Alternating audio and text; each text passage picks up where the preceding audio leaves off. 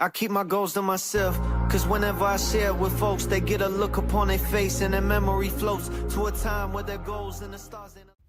What's good? Let's get into TNA Slammiversary from June the 28th, 2026.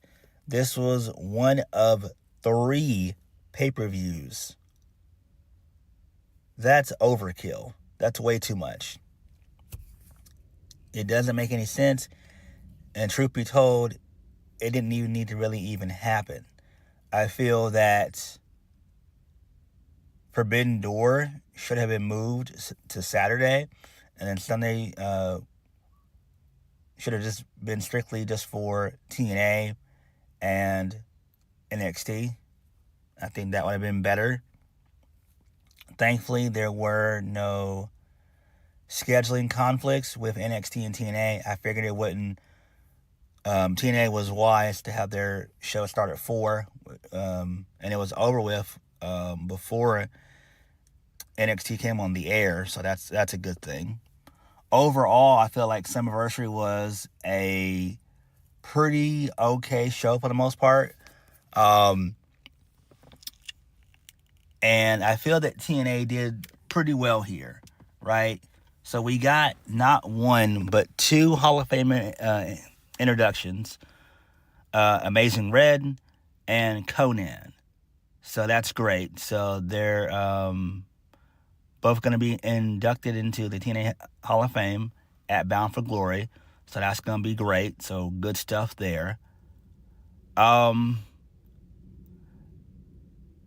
will say that Slammiversary, the main event, in my opinion, saved the show. There were some matches that I liked, and then a lot of these matches I just didn't care for, like Eddie Edwards and Moose. I didn't care for that, even though, what happened in that match was okay, but it's just because I'm not a fan of either guy, I just didn't care about it, right? It's the same thing with, like, the Hardyz, the ladder match, the Fatal 4-Way ladder match. I'm a fan of the Hardyz. I'm not a fan of the system because Brian Myers sucks, although I like Bear Bronson. And I don't too much care for the Great Hands, and I don't care for Vincent and Dutch, the Righteous. So, I didn't really enjoy that match either, right? But I felt that TNA tried here. TNA did pretty okay here. Clearly, they are rebuilding. They're in the stages of rebuilding, and I like it. All right, so let's go ahead and get into the show. I did watch the pre-show. I thought that was pretty good. So, the pre-show started off with Atlanta Black defeating Mara Sade and Indy Hartwell. It was a triple threat match. I have no idea why that even occurred on that show. I figured it would be a part of the pre-show anyway versus the main card, so there's that. After that match, Tracy Brooks showed up. She walked on stage. She put over the knockouts and everything else. And she said, starting on TNA Impact this Thursday, it's going to be a 16 knockout tournament to crown the first ever TNA Knockouts TV champion. And I'm like, what? Like, what do you need a mid-card title for? This makes zero sense. This was weird. I get it because they want to be like both WWE and AEW, but they don't have a roster that deep. When she said 16, I was shocked. I'm like, 16 knockouts? Like, that's way too many. I could see maybe 8, but not 16. And to me, that's kind of weird. It's just like, who do you have that's worthwhile, right? And I don't know. I really don't know. Hopefully, maybe Mara Sade ends up winning the tournament or something like that or whatever. But when Tracy said 16, I was like, what the hell? Do they even have 16 women active women on the on that roster? Because so many have left, like from Danny and Luna, Tessa Blanchard, Maya Gray, right? And the list goes on and on and on. So, yeah, I mean, maybe she misspoke, but when she said 16, I was like, what the hell? So that was kind of weird, but I understand the concept. I like it, and that's interesting, but 16 women is too much. I feel like it should have just been like an 8-woman tournament, if we're being honest. Moving on from that, Ricky Sosa, he defeated Eric Young, so good stuff there. All right. So we move on to the main show. So most of the wrestlers came out on stage, and they did a 10-bell salute for Joe Doring. I'm going to miss Joe Doring. I loved his time in Violent by Design. I've kind of always liked him. The Violent by Design stuff was really, really good. I thoroughly enjoyed it. Good guy. Just all-around good soul. He unfortunately lost his battle with brain cancer, and he'll definitely be missed. So we send our thoughts and prayers to his family at this time. Rest in peace. Rest in paradise. Rest in power. Rest easy, Joe. So, Cody Deaner, he spoke a few words about Doring. He talked about his loyalty, his passion for wrestling, and his strength. And Cody dedicated tonight's show to Doring, and then the fans chanted, "Thank you, Joe." So that was good stuff there. I actually like that. Again, sad situation. And he was just 44. It's sad. It really is. It's just sad.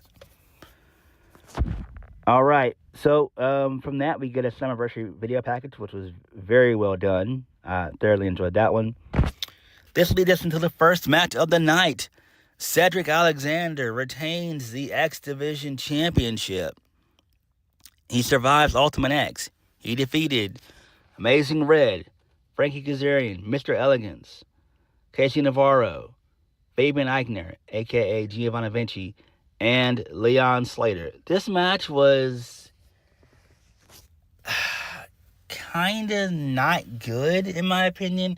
I mean, there were spots there, but they didn't go balls to the walls like I thought they would. And then the finish was kind of anticlimactic, because what had happened was it came down to Amazing Red and Leon Slater. They both were climbing the table. The cable. Leon was able to unhook the belt. The belt, and out of nowhere, just randomly, Cedric Alexander just pops up and snatches the belt, and then that was the finish. It's like, what the fuck? Like, I didn't like that. I really didn't. I knew that he was gonna retain, but come on, like, that finish was bullshit. I didn't like that finish at all. I thought that was a bad finish, but it is what it is.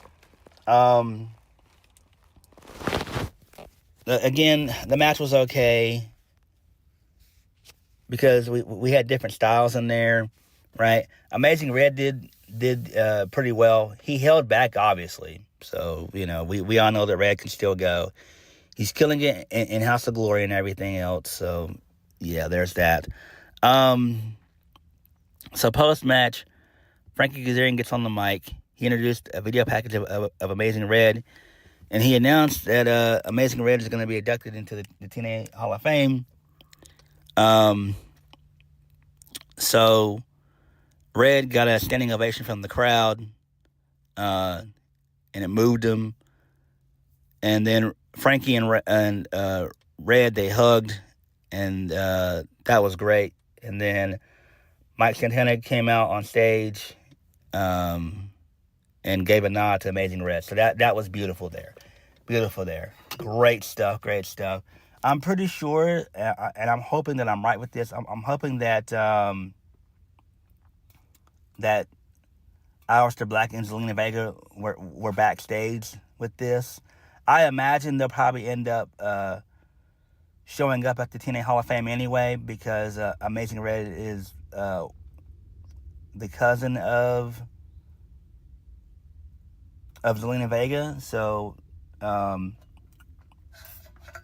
maybe she'll end up going to TNA. I think they will, though. I think TNA will end up snagging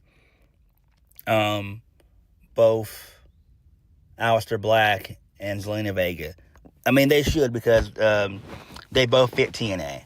And I think that'd be great. So, yeah, good stuff there. Good stuff. Moving on, this leads us into Elijah versus AJ Francis. Elijah defeated AJ Francis. Didn't really even watch this match at all. Just didn't care. Again, I'm a fan of Elijah, and I do tolerate AJ Francis. I feel like he's a good character for sure. He's an okay worker as well. But I just didn't care too much about this match. This match could have easily taken place on a random episode of TNA Impact. But it is what it is. Elijah winning is the right decision. So, there's that. Whatever. So he gets to keep his music and his career and his catalog. Okay, that's fine. So, and then Elijah, post-match, he showed us a nice guitar. So, cool. That's cool, I guess. Whatever. I don't care. Moving on. Gia Miller, she interviewed Mike Santana. He didn't really say much of anything of any importance. He just put over Amazing Red and everything else. And then he put over his match with Nic Nemeth. All right, moving on from that, this leads us into Demon Bunny, which consists of Rosemary and Allie. They defeated the Elegance brand, M and Heather by Elegance. So they are now the new Knockouts Tag Team Champions, which is fine. The match itself was okay. It was typical comedy because Ash was out there. She got involved in the match quite a few times, which was hilarious. There was a spot where Rosemary was trying to chase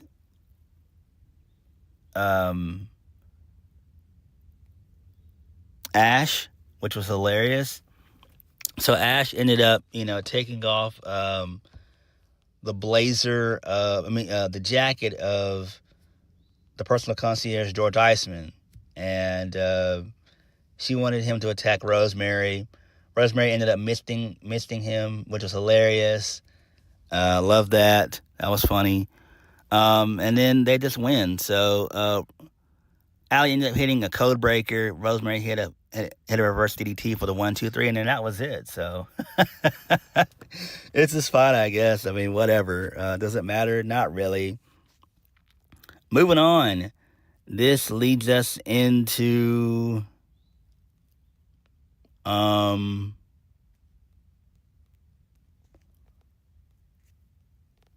the triple threat match. So on the pre-show, both Daria Ray and Santino Marella, they both had opponents for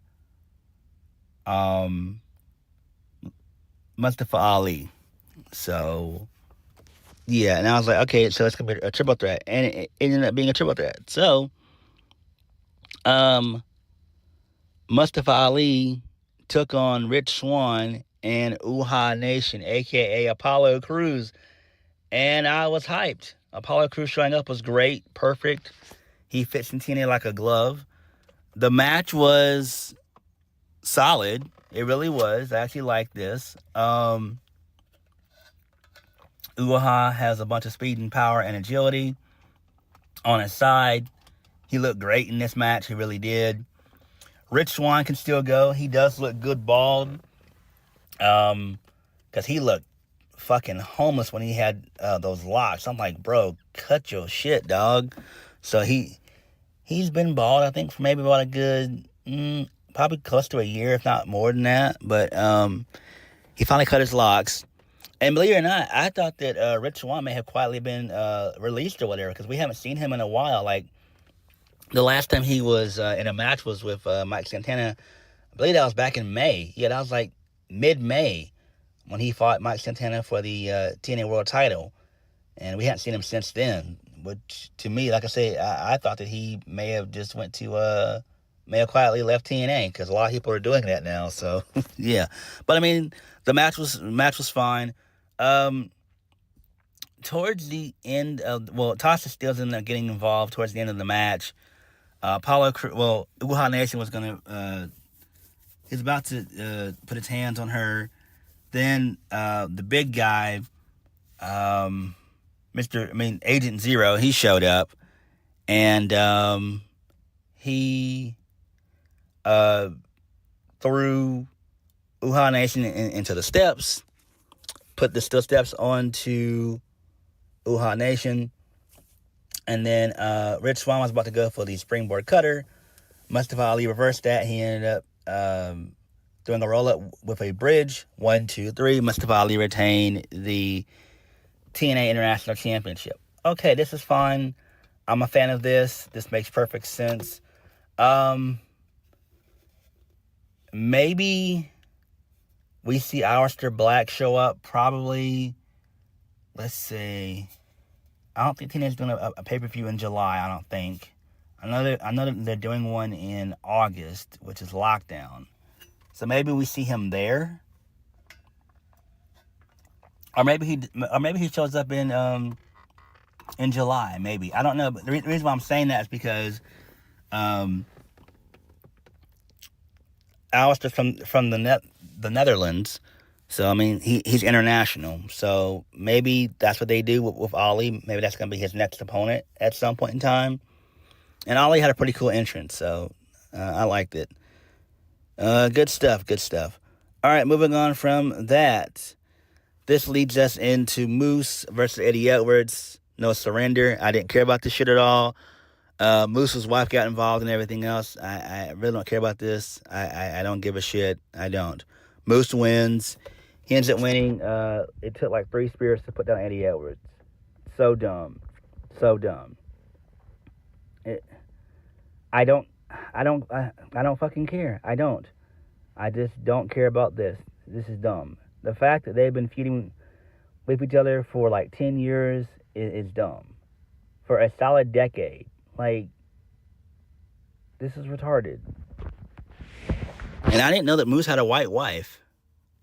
I mean, his son's probably like maybe 6'1", 6'2". He got involved in this match as well, but like I said, I just didn't care. I really didn't. Moving on, Xia Brookside defeated Yaling Lee to become the Knockouts champion. So the match was fine. A lot of striking in this match from Yaling Lee. Xia ended up unhooking the turnbuckle early on in the match. She used it towards the end of the match. She ended up hitting the dark side DDT for the 1, 2, 3. She used the exposed turnbuckle to win the match. So there's that. This is fine. I mean, it makes sense. Whatever. We all knew that Xia Li was going to lose. We all knew that Xia Li was going to lose anyway. We already knew that going in. So this is fine. She only had the title for maybe like a month and a half or whatever. It wasn't long. I think she had it for like 2 months because she won it at Rebellion. So yeah, so she only had it for like 2 months. Okay, that's fine. Whatever. Moving on. This leads us into the Fatal 4-Way Tag Team match for the TNA World titles. The Hardyz, they defeated the Righteous, Vincent and Dutch, the Great Hands, Jason Hotch, John Schuyler, the System, Bear Bronson, Brian Myers. Didn't care about this match. If you've seen one ladder match, you've seen them all. Don't really care about this shit. Jeff Hardy ended up doing a swanton off the top of the ladder, taking out the Great Hands, and then the Hardys climbed the ladder, and then that was it. I don't care about this shit at all. I don't. Why? I mean, the Hardyz are awesome, but again, I didn't give a fuck about the 3 other teams in the match, so why even bother and care? Moving on, this leads us into Mike Santana. He ended up announcing that Konan is going to be the second guy to be inducted into the TNA Hall of Fame. So that's going to be great. So we got Amazing Red and we got Konan. So excellent stuff there. Loved it. Great. All right, moving on. This leads us into the main event of the evening. Nic Nemeth defeated Mike Santana to become a 2-time TNA World Champion. So this match was very good. I thoroughly enjoyed this match. So early on, Ryan Nemeth came out to get involved. He served as a distraction. So Nick, he ended up going through the crowd, grabbing the Call Your Shot gauntlet trophy. He ended up hitting Santana in the face with it. Santana was busted open. So there was color in this match, which was great. The match continued on. So Mike Santana ended up hitting a spin the block. Nick kicked out of that. Nick ended up hitting a danger zone on Mike Santana. Mike Santana kicked out of that, which was great. The two guys continued to wrestle some more. Then Mike Santana was going to go for another spin the block. He couldn't capitalize on it. Nick ended up hitting a super kick, followed up by another danger zone, and Nic Nemeth is your new TNA World Champion. This is fine. It makes sense. We all knew that Mike Santana was going to lose anyway. I predicted this a while ago. I knew that Mike Santana was going to lose. I knew that Mike Santana was basically on his way out with TNA anyway. He's done everything that he possibly can do for the promotion. He's been with TNA for a while. He left to go to AEW. Didn't really do anything there. Came back 2 years ago, and he's been on top of the mountain for a while, and he's leaving. So, I mean, it's fine. Do I think there'll be a rematch? Probably not. It doesn't need to happen. It is what it is. Because Mike Santana's contract is up in July, and we don't know when in July. So they could possibly do a rematch, but I doubt it. I doubt that. I don't see a rematch happening at all. I mean, I just don't see it happening. So I think Mike Santana, if he does show up, they'll end up doing one more match. Let's just say his contract is up mid-July. They'll end up doing a rematch, probably on a live episode of TNA Impact, or maybe a taped one or whatever, to boost the ratings. Mike Santana will probably put his career on the line and lose, and then that's how he'll get to NXT. So there's that. Nic Nemeth winning is fine. It makes the most sense. I think what they're going to end up doing with Leon Slater is keep him around. They're probably going to end up putting him in the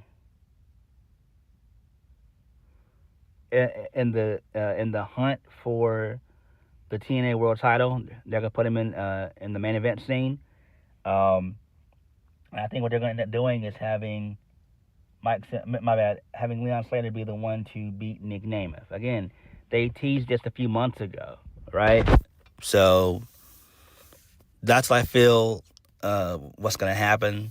All in all, Slammiversary was okay. Again, I enjoyed some of the matches on the show. The main event was solid. That was great. The X Division Championship was okay. That could have been better. The Ultimate X match could have been better.